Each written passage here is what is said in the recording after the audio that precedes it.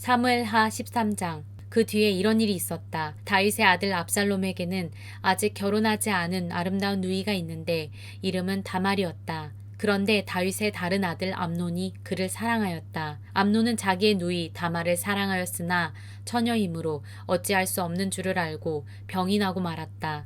암논에게는 요나답이라고 하는 친구가 있었는데 그는 다윗의 형 시므아의 아들이다. 요나답은 아주 교활한 인물이었다. 마침 그가 암논에게 물었다.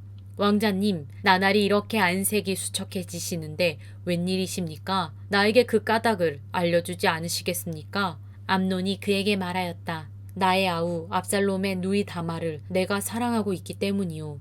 그러자 요나답이 그에게 제안하였다. 왕자님은 침상에 누워서 병이 든 채 하십시오. 부하께서 문병하러 오시면 누이 다말을 보내달라고 하십시오. 누이 다말이 와서 왕자님이 드실 음식을 요리하게 하면 좋겠다고 말씀하십시오. 다말이 왕자님 앞에서 음식을 요리하면 왕자님이 그것을 보면서 그의 손에서 직접 받아 먹고 싶다고 말씀드리십시오. 그리하여 암논이 침상에 누워서 병든 채 하고 있으니 과연 다윗 왕이 그를 문병하러 왔다. 그때에 암논이 왕에게 요청하였다. 누이 다말을 보내주십시오. 제가 보는 앞에서 누이가 맛있는 빵 몇 개라도 만들어서 그것을 저에게 직접 먹여주게 하여 주십시오. 다윗은 다말의 집으로 사람을 보내어서 지시하였다. 어서 내 오라비 암논의 집으로 가서 그에게 먹을 것을 좀 만들어 주어라. 다말이 자기의 오라버니 암논의 집으로 가서 보니 그가 침상에 누워 있었다. 다말이 밀가루를 가져다가 익어서 그가 보는 앞에서 맛있는 빵 몇 개를 빚어 잘 구웠다. 그리고 다말이 냄비째 가져다가 암논 앞에서 그릇에 담아 주었으나 암논은 먹을 생각은 하지 않고 사람들을 다 밖으로 내보내라고 말하고는 사람들이 모두 밖으로 나간 뒤에 다말에게 전하였다. 그 빵을 이 침실로 가지고 들어와서 내가 손수 나에게 먹여다오. 그래서 다말은 손수 만든 빵을 들고 자기의 오라버니 암논의 침실로 들어갔다.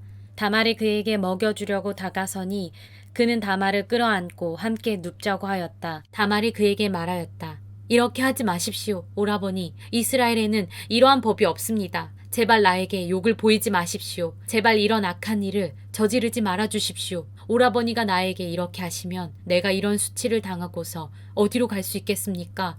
오라버니도 또한 이스라엘에서 아주 정신 빠진 사람들 가운데 하나와 똑같이 되고 말 것입니다. 그러니 이제라도 제발 임금님께 말씀을 드려보십시오. 나를 오라버니에게 주기를 거절하지 않으실 것입니다. 다말이 이렇게까지 말하는데도 암논은 다말이 애원하는 소리를 들으려고 하지도 않고 오히려 더 센 힘으로 그를 눕혀서 억지로 욕을 보였다. 그렇게 욕을 보이고 나니 암논은 갑자기 다말이 몹시도 미워졌다.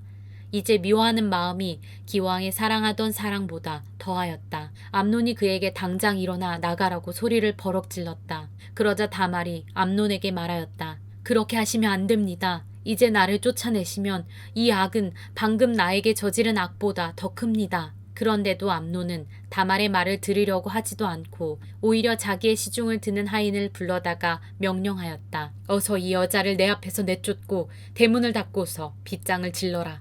암논의 하인은 공주를 바깥으로 끌어내고 대문을 닫고서 빗장을 질렀다. 그때 다말은 소매에 색동으로 술을 놓은 긴 옷을 입고 있었다. 공주들은 시집가기 전에는 옷을 그렇게 입었다. 이제 다말은 머리에 재를 끼얹고 입고 있는 색동 소매 긴 옷도 찢고 손으로 얼굴을 감싼 채로 목을 놓아 울면서 떠나갔다. 다말의 오라버니 압살롬이 다말을 보고 물었다. 내 오라비 암논이 너를 건드렸지? 얘야, 암논도 내 오라비이니 지금은 아무 말도 입 밖에 내지 말아라. 이 일로 너무 근심하지 말아라. 그리하여 다말은 그의 오라버니 압살롬의 집에서 처량하게 지냈다. 다윗 왕은 이 이야기를 모두 듣고서 몹시 분개하였다. 압살롬은 암논이 누이 다말에게 욕을 보인 일로 그가 미웠으므로 암논에게 옳다거나 그르다는 말을 전혀 하지 않았다. 두 해가 지난 어느 날 압살롬은 에브라임 근처의 바알 하솔에서 양털을 깎고 있었다. 이때에 압살롬이 왕자들을 모두 초대하였다. 압살롬은 다윗 왕에게도 찾아가서 말하였다. 임금님, 제가 이번에 양털을 깎게 되었으니 임금님도 신하들을 거느리시고 이 아들과 함께 내려가셔서 잔치에 참석해 주시기를 바랍니다. 왕이 압살롬에게 말하였다. 아니다 내 아들아. 우리가 모두 따라가면 너에게 짐이 될 터이니 우리는 가지 않으마. 압살롬이 계속하여 간청을 하였지만 왕은 함께 가고 싶지 않아서 복을 빌어주기만 하였다. 그러자 압살롬이 말하였다. 그러면 맏형 암논이라도 우리와 함께 가도록 허락하여 주시기 바랍니다. 왕이 그에게 물었다. 암논이 너와 함께 가야 할 이유가 무엇이냐? 그래도 압살롬이 계속하여 왕에게 간청하니 왕은 암논과 다른 왕자들이 모두 그와 함께 가도 좋다고 허락하였다. 압살롬은 이미 자기의 부하들에게 명령을 내렸다. 암논이 술을 마시고 기분이 좋아질 때를 잘 지켜보아라. 그러다가 내가 너희에게 암논을 쳐 죽이라고 하면 너희는 겁내지 말고 그를 죽여라. 내가 너희에게 직접 명령하는 것이니 책임은 내가 진다. 다만 너희는 용감하게 주저하지 말고 해치워라.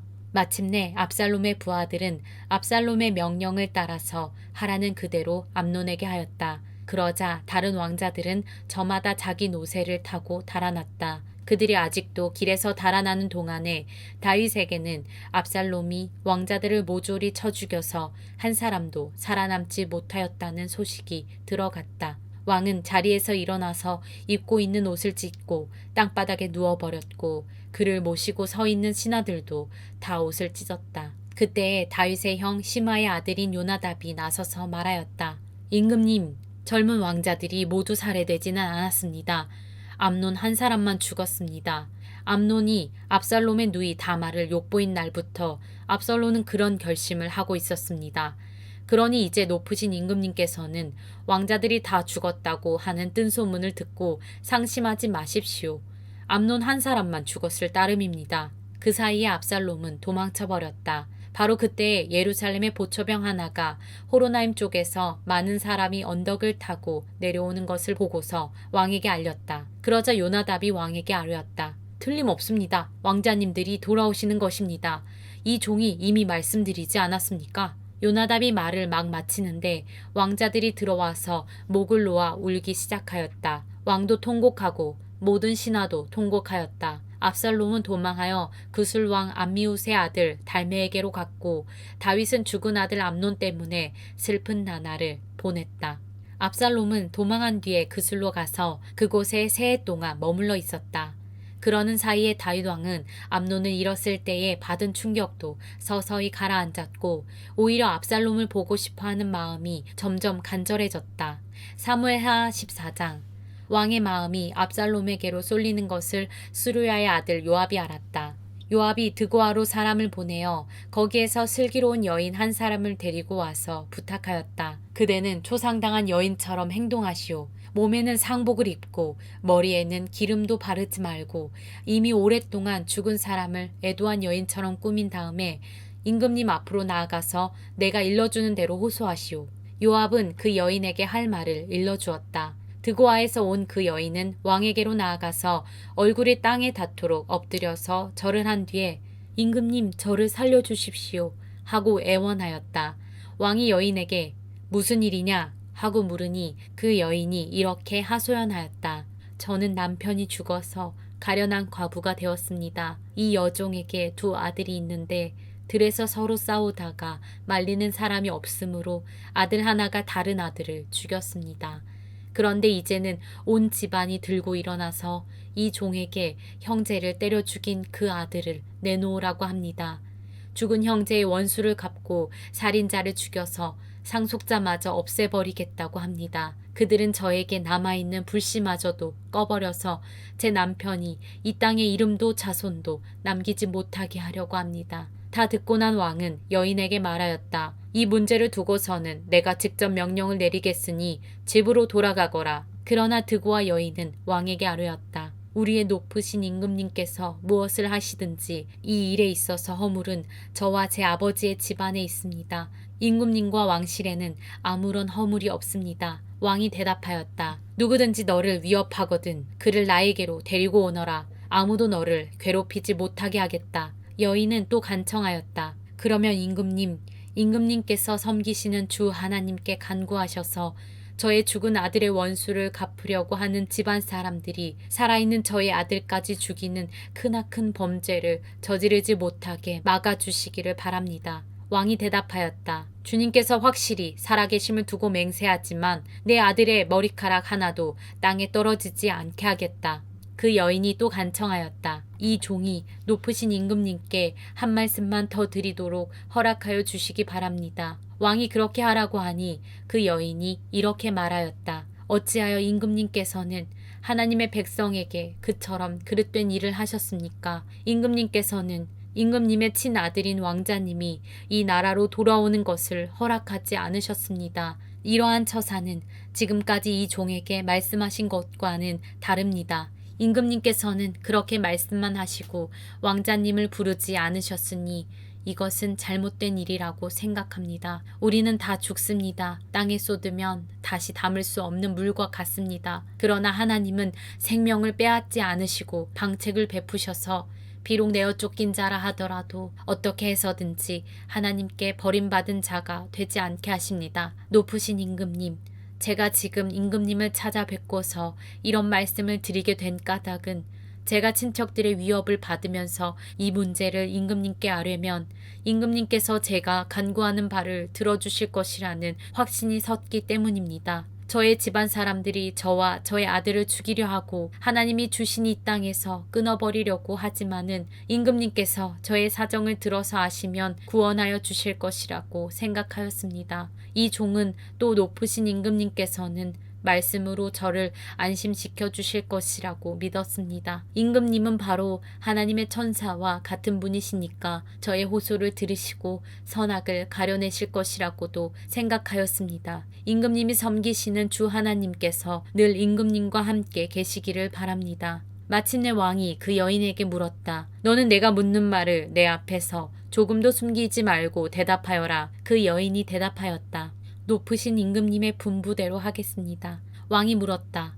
너에게 이 모든 일을 시킨 사람은 바로 요압이렸다. 여인이 대답하였다. 높으신 임금님, 임금님께서 확실히 살아계심을 두고 맹세하지만 높으신 임금님께서 무슨 말씀을 하시면 오른쪽으로든 왼쪽으로든 피할 길이 없습니다. 저에게 이런 일을 시킨 사람은 임금님의 신하 요압입니다. 그가 이 모든 말을 이 종의 입에 담아주었습니다. 왕자님의 일을 잘 되게 하여 보려고 임금님의 신하 요압이 이런 일을 꾸민 것은 사실입니다. 그러나 임금님께서는 하나님의 천사처럼 슬기로우심으로 일어난 모든 일을 다 아실 줄 압니다.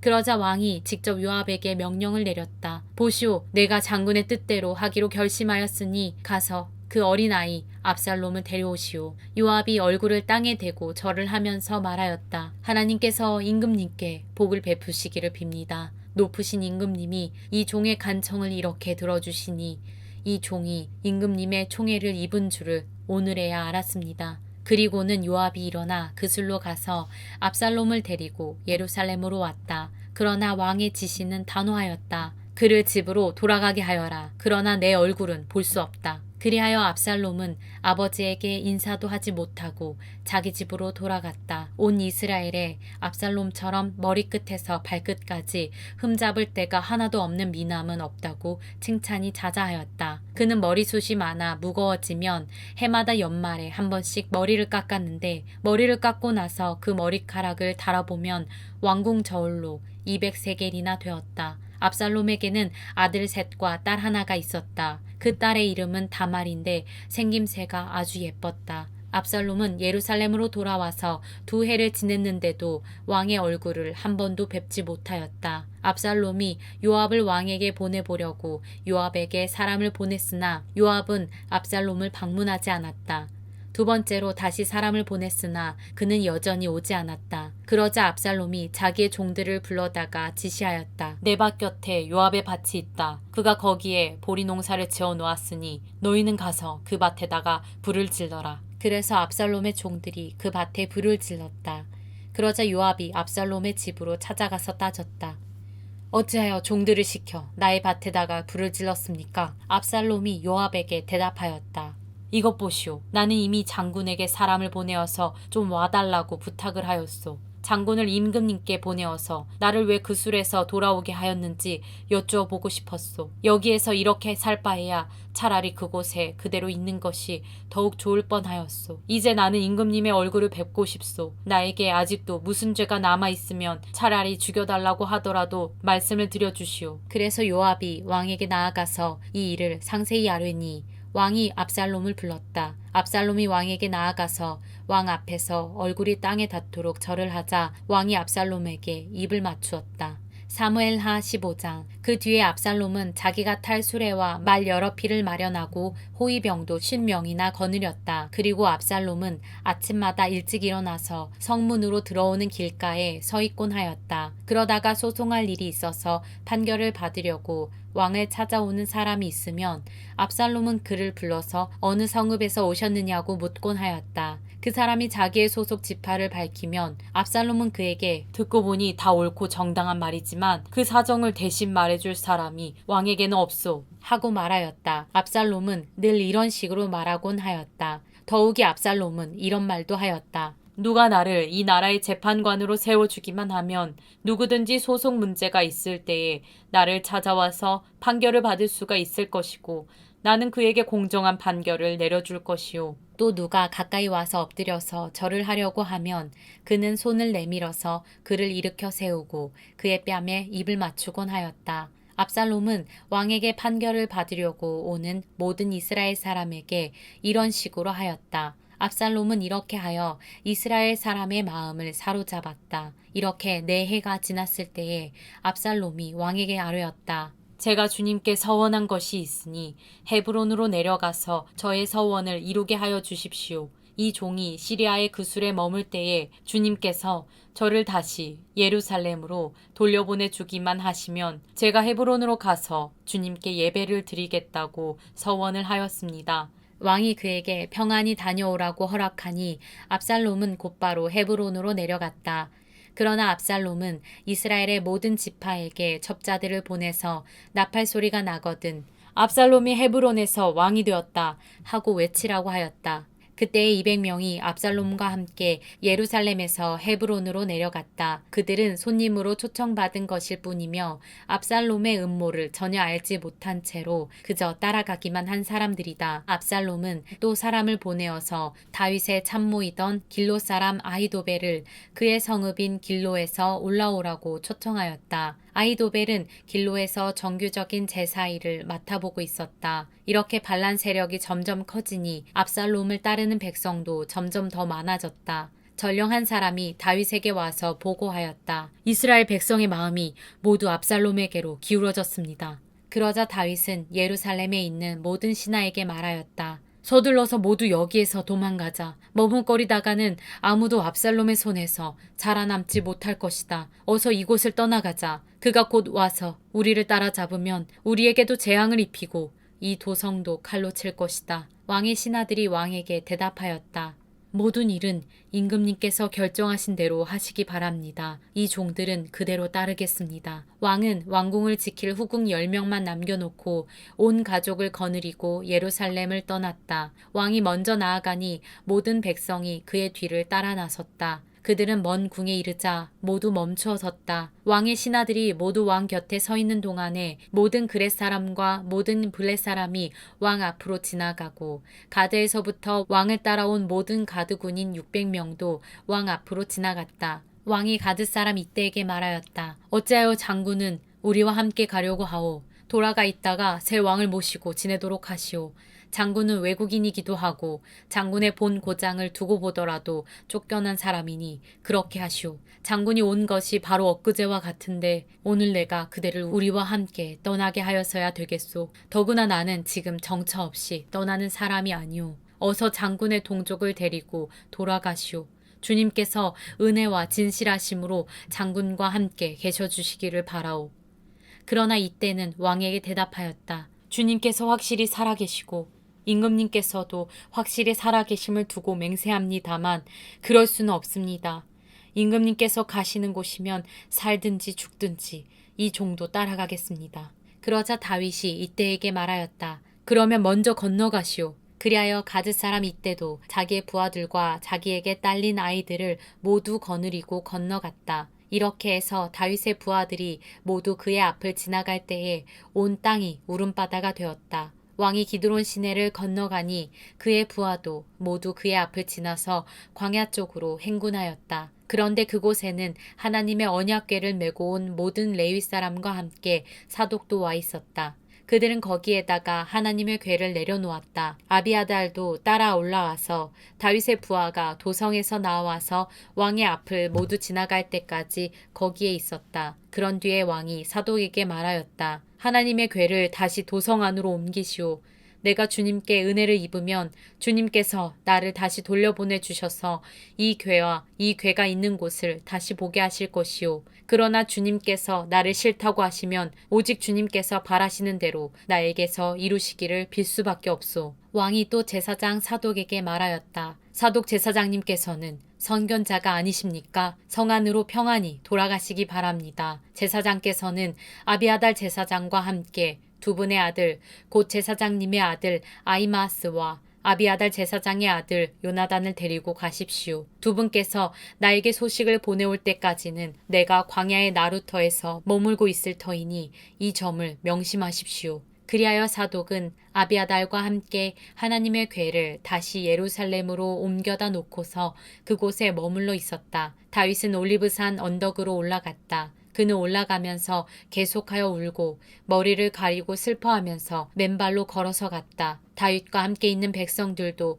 모두 머리를 가리고 울면서 언덕으로 올라갔다. 그때에 누가 다윗에게 압살롬과 함께 반역한 사람들 가운데는 아히도벨도 끼어 있다는 말을 전하자 다윗이 기도하였다. 주님, 부디 아히도벨의 계획이 어리석은 것이 되게 하여 주십시오. 다윗이 사람들이 하나님을 경배하는 산 꼭대기에 다다르니 아렉 사람 후세가 슬픔을 못 이겨서 겉옷을 찢고 머리에 흙을 뒤집어 쓴 채로 나오면서 다윗을 맞았다. 다윗이 그에게 말하였다. 그대가 나와 함께 떠나면 그대는 나에게 짐만 될 것이오. 그러니 그대는 이제 성으로 돌아가서 압살롬을 만나거든 그를 임금님으로 받들고 이제부터는 새 임금의 종이 되겠다고 말하시오. 이제까지는 임금의 아버지를 섬기는 종이었으나 이제부터는 그의 아들 새 임금의 종이 되겠다고 말하시오. 그것이 나를 돕는 길이고 아히도벨의 계획을 실패로 돌아가게 하는 길이오. 그곳에 가면 두 제사장 사독과 아비아달이 그대와 합세할 것이오. 그러므로 그대가 왕궁에서 듣는 말은 무엇이든지 두 제사장 사독과 아비아달에게 전하시오. 그들은 지금 자기들의 아들 둘을 그곳에 데리고 있어. 사독에게는 아히마아스가 있고 아비아달에게는 요나단이 있으니 그대들이 듣는 말은 무엇이든지 그들을 시켜서 나에게 전하여 주시오. 그리하여 다윗의 친구인 후세는 성으로 들어갔다. 같은 시간에 압살롬도 예루살렘에 도착하였다.